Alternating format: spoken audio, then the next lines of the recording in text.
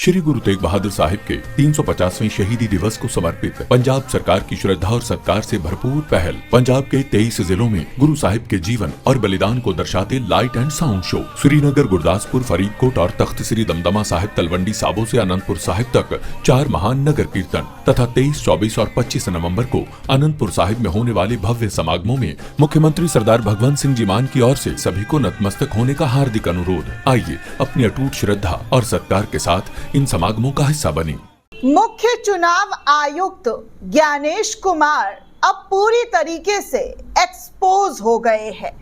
ऐसा मैं नहीं बल्कि जिन लोगों के जरिए एक्सपोज किया जा रहा है वो तमाम तस्वीरें आपको एक एक करके दिखाऊंगी। क्या बिहार में हुए चुनाव को लेकर जो लगातार शक शुबा पहले से ही जताया जा रहा था और जिस वक्त बिहार चुनाव में एसआईआर की प्रक्रिया करवाई गई थी वो टाइम पर भी सवाल उठे थे, लेकिन इन सब के बावजूद मुख्य चुनाव आयुक्त ज्ञानेश कुमार पर लगे तमाम आरोपों को उन्होंने एक कान से सुनकर दूसरे कान से निकाल दिया। लेकिन अब जब चुनावी घोषणा हुई, चुनावी रिजल्ट आए, उसके बाद तो दोस्तों ऐसे तस्वीर, ऐसे प्रूफ निकलकर सामने आ रहे हैं कि अगर इस पर, मैं पूरी जिम्मेदारी के साथ कह रही हूं कि अगर इस पर जांच बैठ जाए और पूरी तरीके से जांच प्रक्रिया निष्पक्ष तरीके से हो तो ये जो शपथ की तैयारी हो रही है ये शपथ रोक दिया जाएगा। ये शपथ वपथ कुछ नहीं होगा। चुनाव आयोग पूरी तरीके से दोस्तों एक्सपोज हो रहा है। ये बार बार विपक्ष के जरिए दावा किया जा रहा है और सवाल खड़े कर उनसे जवाब मांगे जा रहे हैं, लेकिन उनका जवाब कोई भी और किसी भी प्रकार से सामने नहीं आया है। क्या बिहार चुनाव पूरी तरीके से धांधली करके जीता गया है? क्या बिहार में सिर्फ और सिर्फ धांधली ही हुई है? जनता के बहुमत के साथ, जनता के वोट के साथ खिलवाड़ किया गया है? पूरा का पूरा फैसला जो था वो बदल दिया गया है? क्या ऐसा पॉसिबल हो सकता है दोस्तों? ऐसे तमाम सवाल इस वक्त खड़े तो बहुत सारे सवाल हो रहे हैं, लेकिन इसी बीच दोस्तों बिहार में कल शपथ ग्रहण की तैयारी चल रही है। सीएम फेस को अभी रिवील नहीं किया गया है, लेकिन अभी जो हो रहा है और इसको देखते हुए अगर विपक्ष एक साथ आकर लामबंदी कर दे, आवाज उठाना शुरू कर दे, प्रदर्शन करना शुरू कर दे, ज्ञानेश कुमार के आगे जाकर एकदम बैठ जाए तो ये शपथ रुक जाएगा, इस शपथ को रोक दिया जाएगा। अब देखिए बिहार में क्या क्या खेल हुआ है और किस तरीके के आरोप लग रहे हैं, एक एक करके मैं आपके सामने वो तमाम तस्वीर रखूंगी और आगे ये भी बताऊंगी कि बिहार में जिस तरीके का चुनाव हुआ है उसको लेकर अब मुख्य विपक्ष दल के जरिए दिसंबर में बड़ा अहम फैसला लेने की बात की गई है, उस पर भी चर्चा की जाएगी। लेकिन सबसे पहले तस्वीर आपके सामने रखती हूँ ये वाला। ये देखिए सुप्रिया सुले जो कांग्रेस की प्रवक्ता है, उन्होंने इस तस्वीर को शेयर करते हुए लिखा कि ज्ञानेश जी ये ईवीएम वाली 122 की सेटिंग का क्या माजरा है। देखिए 122 का जो सेटिंग है इस वक्त काफी वायरल हो रहा है। अभी आपको समझाऊंगी भी कि 122 का सेटिंग का जो माजरा है वो क्या है। आप ध्यान से देखिए दोस्तों, जब चुनाव के नतीजे घोषित किए गए तो कौन जीता कौन हारा सबके बारे में जानकारी जो है सामने आई और इलेक्शन कमीशन के वेबसाइट पर भी जाकर आप चेक कीजिएगा तो ये जो 122 वाला जो नतीजा है ये बड़ा कॉमन दिखा। अब देखिए सम्राट चौधरी जो जीते हैं वो 1,22,480 वोटों से जीते हैं। वही दूसरे वाले जो डिप्टी सीएम थे बिहार के विजय कुमार सिन्हा, उनका भी कुछ रिजल्ट इसी प्रकार आया, 1,22,408। मतलब सेम टू सेम जो वो होता है ना एग्जैक्ट कि 122 इनको भी। उसके बाद बीजेपी के जो नेता नीरज कुमार सिंह जीते हैं वो भी 1,22,491 वोट से। उसके बाद वीरेंद्र कुमार जो जीते हैं भाजपा के वो भी 1,22,773 और उसके बाद कृष्ण कुमार ऋषि जो जीते हैं भारतीय जनता पार्टी के नेता, उनका भी नंबर 1,22,494। मतलब इनमें तमाम में कॉमन चीजें जो है 122 आप ध्यान से देख सकते हैं। ऐसा कैसे पॉसिबल हो सकता है दोस्तों? क्या कोई मशीन इस तरीके से जो है जीत दर्ज करेगी कि भैया सम्राट चौधरी का भी 122, विजय कुमार सिन्हा का भी 122 नंबर आ रहा है, नीरज कुमार सिंह का भी 122 आ रहा है, विजेंद्र कुमार का भी 122 आ रहा है, कृष्ण कुमार ऋषि का भी 122 आ रहा है। तो ये तमाम जो आंकड़े हैं उसको देखकर ज्ञानेश कुमार से सवाल पूछा जा रहा है कि सेटिंग का माजरा क्या है, जरा माजरे के बारे में आप बात तो कीजिए। आप इन तमाम चीजों से भाग क्यों रहे हैं? और दोस्तों ये मेरे समझ से तो बिल्कुल परे है, मैं भी समझ नहीं पा रही हूँ। जब आप कहते हैं कि मशीन में कोई छेड़खानी नहीं होती है, मशीन जो है निष्पक्ष है, मशीन के साथ किसी भी तरीके की कोई भी छेड़खानी पॉसिबल हो ही नहीं सकती है, लेकिन दूसरी तरफ बड़े बड़े साइंटिस्ट, यहाँ तक कि एलोन मस्क भी कह चुके हैं कि भैया ईवीएम में सेटिंग होती है, ईवीएम में छेड़खानी हो सकती है और किसी भी मशीन को आप अपने तरीके से जो है सेट कर सकते हैं। और अब जो ये आंकड़ा बीजेपी के नेताओं का आया है 122 का, जुगाड़ अच्छा किया है, इस तरीके का जो इस वक्त मीम्स बन रहे हैं, पोस्टर शेयर किए जा रहे हैं, उसको लेकर ज्ञानेश कुमार जी ज़रा थोड़ा ज्ञान दें और लोगों को बताएं कि आखिर ये क्या हुआ है, क्योंकि हम लोग तो समझ नहीं पा रहे और ना ही बिहार की जनता, ना ही देश की जनता समझ पा रही है। इसको लेकर विपक्ष लगातार सवाल खड़े कर रहा है।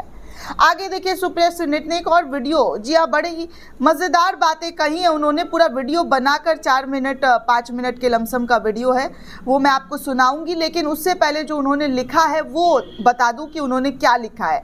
और अगर कोई पढ़ा लिखा इंसान इस बात पर ध्यान देगा तो उनको भी समझ में आएगा कि क्या चल रहा है बिहार में, किस तरीके की स्थिति और कैसा जो खेल है वो खेलने की कोशिश लगातार की गई है, जिसको लेकर सवाल लोगों के मन में चल रहे हैं। और उन सवालों का जवाब भैया चुनाव आयोग कब देगा, किस वक्त देगा, ज़रा टाइम भी मुकर्रर कर दे, क्योंकि भैया शपथ जो है वो कल होने वाला है, ऐसा एनडीए की तरफ से ऐलान किया गया है।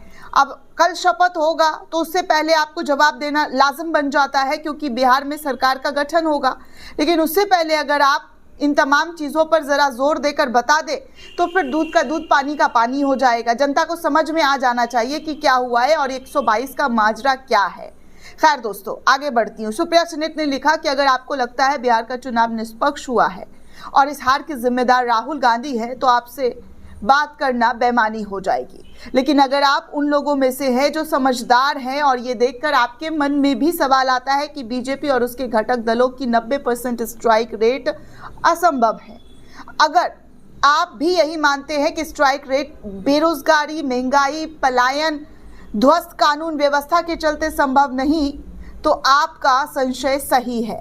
बिहार के चुनाव ने संविधान में दी चुनावी प्रणाली की धज्जियां उड़ा दी है और खुलेआम बीजेपी के नेता पदाधिकारियों ने एक से ज़्यादा वोट डाले हैं। अगर एक व्यक्ति एक वोट के सिद्धांत पर चुनाव नहीं होगा तो कौन सी निष्पक्षता और काहे का चुनाव बचा? अगर बिहार चुनाव के पहले 62 लाख वोट काटे जाएंगे और फिर 20 लाख वोट जोड़े जाएंगे तो इनमें 5 लाख वोट बिना SIR फॉर्म के भरे जुड़ गए। चुनाव घोषणा के वक्त 6 अक्टूबर को ज्ञानेश कुमार ने बिहार में वोटरों की संख्या 7.42, जी हाँ 7.42 करोड़ बताई थी, जो वोटिंग के बाद 11 नवंबर को बढ़कर 7.45 करोड़ कैसे हो गई? पूरे 3 लाख वोटर कैसे बढ़ गए? ये तमाम चीज़ें जो है दोस्तों एक बड़ा सवाल बनकर सामने आ रहा है और उस पर आपको भी सोचने की ज़रूरत है, क्योंकि आप देश की आवाम है। चुनाव घोषित होने के बावजूद बिहार में बीजेपी जदयू सरकार ने महिलाओं के खाते में 10,000 रुपये भेज दिए और चुनाव आयोग मूक दर्शक बना देखता रहा, जबकि ये खुलेआम वोट के लिए रिश्वत है। वोटिंग के पहले चुनाव के बीचों बीच करनाल से लोगों को बीजेपी का पटका पहनाकर ट्रेन में भर भर कर बिहार वोट करने क्यों भेजा गया? और ये सब हमें इसलिए पता चला क्योंकि राहुल गांधी ने अकेले वोट चोरी और नरेंद्र मोदी चुनाव आयोग की मिली भगत का पर्दाफाश किया है। इस तरीके की फर्जीवाड़ी का राहुल गांधी ने सबूतों के साथ आरोप लगाए। जी हाँ, राहुल गांधी ने आरोप नहीं बल्कि सबूतों के साथ देश के सामने सारा काला चिट्ठा खोल कर रख दिया। राहुल गांधी की बदौलत हमें डुप्लीकेट वोटर, फर्जी पते, नकली तस्वीरें, एक घर में 500 वोटर जैसे फर्जीवाड़े के बारे में पता चला। राहुल गांधी की बदौलत एक आम आदमी के एक से ज्यादा वोट डालने का वीडियो शेयर किया गया। राहुल गांधी की बदौलत बूथ पर लोगों को वोट ना डालने दिए जाने के तथ्य जनता तक पहुंचे। ये सब कुछ इस देश के सामने लाकर रखा गया। राहुल गांधी के खुलासे के बाद मीडिया और डिजिटल मीडिया ने जमीनी रिपोर्टिंग की और एसआईआर की धांधली तमाम तरीके से उदाहरण बनाकर लोगों के सामने पेश किए। तो आज अचानक राहुल गांधी पर कौन आक्रामक है? किस बात के लिए राहुल गांधी पर दोष मढ़ा जा रहा है? कौन उन्हें महागठबंधन की हार का जिम्मेदार बताया जा रहा? भले ही इसका शिकार हो गए हों, लेकिन ये सोची समझी साजिश बीजेपी, आरएसएस और उनके पालतू मीडिया वालों की एक चाल है। किसी भी कीमत, जी हाँ, किसी भी कीमत पर राहुल गांधी को दोषी बनाना, जिससे वोट चोरी पर किया गया उनका खुलासा फीका पड़ जाए, इस तरीके की कोशिश की जा रही है। राहुल गांधी को गलत ठहराओ क्योंकि वो एक अकेला नरेंद्र मोदी से लड़ने की हिम्मत रखता है। नरेंद्र मोदी की एजेंसी और उनके तंत्र से लोहा लेने के लिए हमेशा खड़ा रहता है और किसी भी कीमत पर कोई भी समझौता करने को राहुल गांधी तैयार नहीं है। महागठबंधन की हार के लिए राहुल गांधी को दोष ठहराना सिर्फ एक मकसद है मोदी के खिलाफ इस देश को सबसे मजबूत आवाज को दबाना, राहुल गांधी की आवाज को दबाना, किसी भी तरीके से डिस्क्रेडिट करना और विपक्षी खेमे में अविश्वास और संयश पैदा करना। बीजेपी ने वोट चोरी को पूरी तरीके से इंस्टीट्यूशनल कर दिया है। इसलिए बीजेपी के इलेक्शन मैनेजमेंट या विपक्ष बीजेपी की तरह क्यों नहीं लड़ता जैसी दलीलें बिल्कुल बेमानी है। लेकिन ये 2014 नहीं, राहुल गांधी के खिलाफ बीजेपी का षड्यंत्र अब सफल नहीं होने वाला है। राहुल गांधी ने इस देश के सामने सच रखा है, उसका जीता जागता प्रमाण बिहार के सामने नतीजा है। जो खुला खेल खरीद फरोख्त का है वो किसी से छुपा नहीं है दोस्तों। तो अब आप सवाल उठकर पूछना शुरू कीजिए, क्योंकि सवाल अगर आप पूछेंगे नहीं तो जवाब आपको मिलने से रहा नहीं। इतने सवाल पूछ डाले गए हैं, इतने बड़े धांधली के आरोप लग रहे हैं, लेकिन उनका जवाब अब तक नहीं दिया गया। क्या ये सीना जोरी नहीं है? क्या आप सत्ता का दुरुपयोग करके, पावर का दुरुपयोग करके सीना जोरी नहीं दिखा रहे? कायदे से उन तमाम सवालों का जवाब देशवासियों को मिलना चाहिए जो इस वक्त देश में पूछा जा रहा है, और ये 122 का जो मामला है ये देश के सामने लाकर रखा जाना चाहिए। मैं मजबूती के साथ कड़े शब्दों में इन तमाम सवालों का जवाब चाहती हूँ। इस देश के आवाम की तरफ से आवाज बनकर मैं चुनाव आयोग से पूछना चाहती हूँ कि आखिर ये माजरा क्या है, ये आंकड़ा सेम टू सेम वाला क्या है? जरा देश को खुलकर बताइए तो सही जनाब, जरा देशवासी जाने तो क्या है ये माजरा। आगे देखिए दोस्तों, राजस्थान के जयपुर में रघुनाथपुरी झोटवाड़ा वार्ड नंबर 33 के आसिफ मकबूल ने बीएलओ मिथिलेश सविता से सवाल पूछा, वोटर लिस्ट से मेरा नाम और मेरे परिवार का नाम को क्यों काट दिया गया? बीएलओ ने कहा जो मेरे पास फॉर्म नहीं लेने आता उसका नाम काट दूंगी। वैसे बीएलओ को घर घर जाकर फॉर्म देना होता है, लेकिन यहाँ पर हद देखिए किस तरीके की हो रही है। मतलब अब बिहार के बाद जो तमाम राज्यों में एसआईआर हो रहा है वहां से भी मनमानी की खबर निकलकर सामने आ रही है। दोस्तों, बिहार में हारने के बाद लगातार चुनाव आयोग पर सवाल तो उठ ही रहे हैं, लेकिन कांग्रेस ने समीक्षा बैठक करते हुए एसआईआर के खिलाफ दिसंबर में एक बड़ी रैली करने का ऐलान कर दिया है। दोस्तों, अब आपसे मैं सवाल पूछूंगी कि क्या आप सवाल नहीं पूछना चाहेंगे चुनाव आयोग से? ये जो आंकड़ा है क्या ये संयोग है या प्रयोग है? क्या है ये देश के सामने लाकर जरूर चुनाव आयोग को रखना चाहिए। दोस्तों, इस पूरे रिपोर्ट को लेकर आप क्या सोचते हैं, आपकी क्या प्रतिक्रिया, हमें कमेंट करके जरूर बताइएगा। साथ ही साथ चैनल को ज्यादा से ज्यादा लाइक, शेयर और सब्सक्राइब करना बिल्कुल भी ना भूलिए। शुक्रिया दोस्तों।